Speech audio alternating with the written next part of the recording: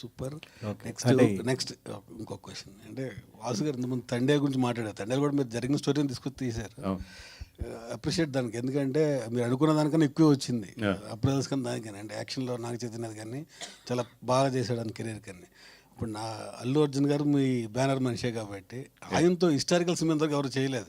అందరితో చేశారు. అంటే రాణి రుద్రమలో చిన్న క్యారెక్టర్ చేశారు కానీ భవిష్యత్తులో ఆయనతో ఏమన్నా అశోక్ చక్రవర్తి ఇట్లాంటి క్యారెక్టర్ అంటే ఇప్పుడు ఆయన డేట్లు మాకు దొరకాలన్నా కూడా మేము 3-4 years వెయిట్ చేయాలి ఇప్పుడున్న సిచ్యువేషన్లో. అంటే Ashoka based in pan India range market and ఇప్పుడు మినిమం ఒక 1000 కోట్లు రిస్క్ చేయాలి ఆయనతో సినిమా తీయాలంటే.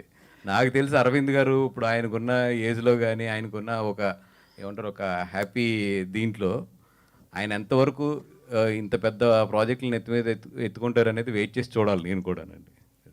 పుష్పలో కమర్షియల్ ఎలిమెంట్స్ ఎక్కువ, అంటే బ్యాక్గ్రౌండ్ అంటే హిస్టారికల్ దాని మీద ఎవరు తీయలేదు ఇంతవరకు. ఆ బ్యాక్గ్రౌండ్ మన బాహుబలి వచ్చినా ఇది కల్పిత కథ, జరిగిన కథ కాదు. అట్లా తీస్తే ఎక్కువ రీచ్ కూడా 100% అండి. ఎందుకంటే తెలుగు వాళ్ళు కనుక హిస్టారికల్ కథ తీస్తే నాకు తెలిసి ఇండియాలో బిగ్గెస్ట్ బ్లాక్ బస్టర్స్ అవుతాయి ఇవి.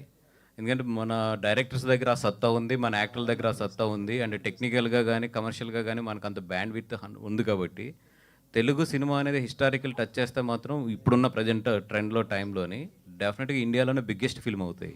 నాగమ్మ పెట్టుకుంటే క్యారెక్టర్ తెలుగు ఆర్టిస్ట్ ఎవరు ఉండరు మీ మనసులో? ఇంకా ఆలోచించలేదు. అంటే December 5th